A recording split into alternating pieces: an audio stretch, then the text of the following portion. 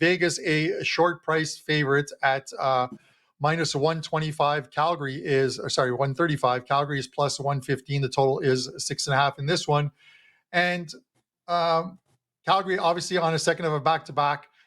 They played last night in Arizona, and they start Dan Vladar as opposed to Markstrom. And you would have thought, as Bryan mentioned, you would start the goalie, your better goalie in the game that you think you can win.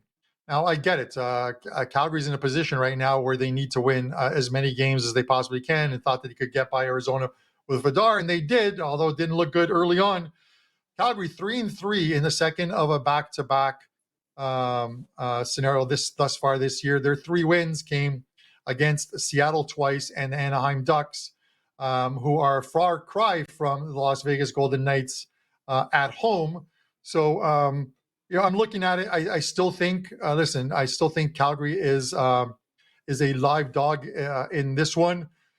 They need to win games. They're important games. The need to win doesn't mean that they're going to win. Completely different thing. And the Knights are still right up there. I think they're on top of the Western Conference or in second place right now. This is going to be a tough one. I'm looking at goals in this one, Bryan, as opposed to not goals. Even though it's Markstrom in goal, we don't know who's in goal yet for the Vegas Golden Knights. We talked about this before the show. Adin Hill was injured, lower body injury. We don't know if he's going to start or not. If he doesn't start, it's likely going to be Lauren Brassard. And they brought up Michael Hutchinson from the AHL Henderson team on Monday to fill in the backup role. So we could see either one of those ones. I'm leaning to goals in this one. I think even if Hill is in there, I think we're going to see some goals in this one in the second of a back-to-back. Can you talk me off this, Bryan, and give me your thoughts on the goaltending issues in Vegas right now?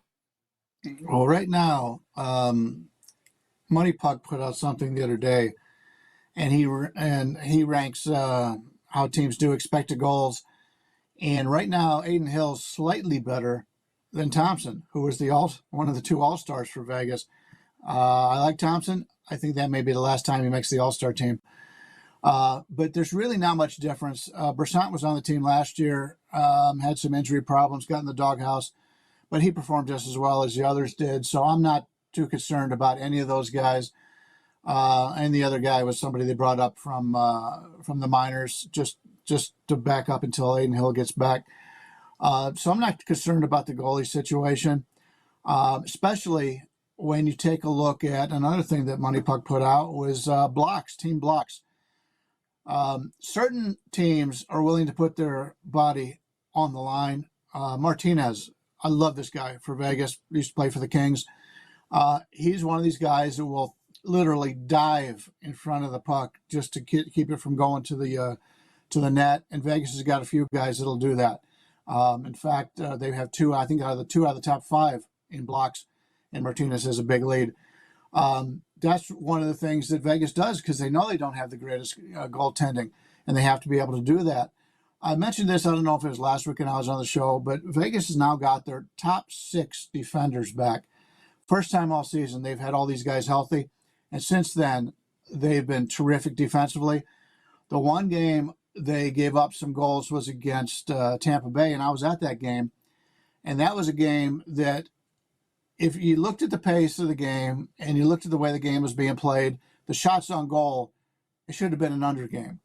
But I believe they had 4 goals out of the first 10 shots in that contest combined, and that killed my under in that game. But it was a situation where Vegas just played a bad period, and then they bounced back from that and won. I just talked about teams losing an embarrassing game.